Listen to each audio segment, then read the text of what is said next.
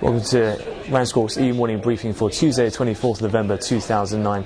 And so far, the markets in UK and Europe, after rather risk-adverse beginning of trade today, that's stemming from the Asian session, where attention was very much dominated by a steep fall late in the Shanghai Composite Index, which did close down just over 3%.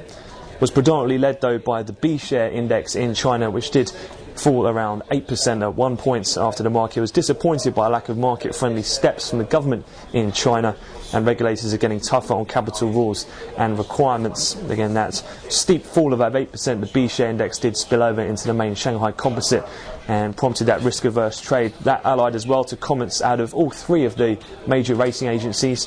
From Fitch, they commented that weakening loan quality in capital Japan's mega banks is a concern, which did send the Nikkei lower by around 1%.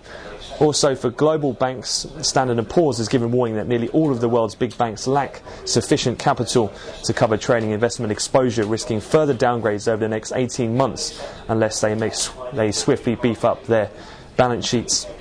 And also, in terms of US commercial real estate, a warning being sounded out of Moody's, that they warned that many bonds secured against US commercial property in the boom years could see several further rounds of downgrades as the market continues to come under pressure.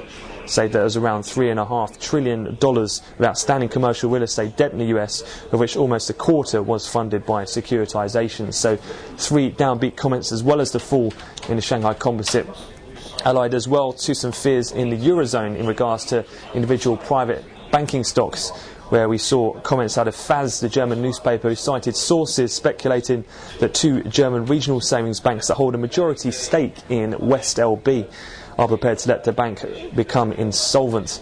So we did see quite a sharp uptick in T-notes heading into the open, and Bunds, which were up around 8 ticks or so, and Bunds opening higher, and hence a sharp opening lower in the UK and European bourses, still trading down around 0.75% at the moment.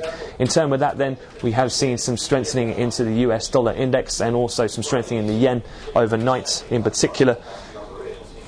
And on a sector basis, we've obviously seen that repercussions with gold prices moving lower, as too as WTI. So oil and gas and financials, with some of those rating agency comments all weighing on the European bourses. In terms of the actual calendar, it has been pretty busy so far. Obviously, we've got Thanksgiving holiday in the US on Thursday, so both today and tomorrow are very condensed in terms of the schedules. So far, in the focus of today, in terms of the Q3 final GDPs from Germany, they were pretty much in line with expectations, coming in at minus 4.8% on the year-on-year and at 0.7% for the quarter-on-quarter for Q3. Focus was on the German IFO report, one of the major economic releases to come out today. That did come out stronger than expected, which was as per some earlier rumours that did the rounds.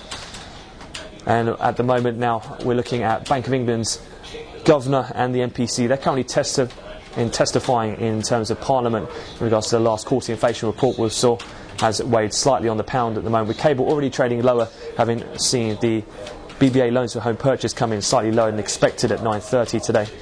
Focus then looking forwards is going to be on the US GDP annualised. We'll get the prelims, expected to be revised lower to 2.8% against the previous 3.5%. We've also got core PC data, S&P Case-Shiller, and we'll have the US Consumer Confidence Report alongside House Price Index at 3 o'clock later on today. Elsewhere from the US as well, we'll have the minutes of the November 4th FOMC meeting. That's at 7 o'clock London, so 1 in Chicago. And then we'll have the weekly API all inventory numbers due after market today. Elsewhere in terms of fixed income, we've still got a Bank of England £3.75 billion 2022 conventional tap, usual time bids day in at 10.30. We should get those results around 10.40 this morning. And then we'll also have the £42 billion 5-year note auction from the US today.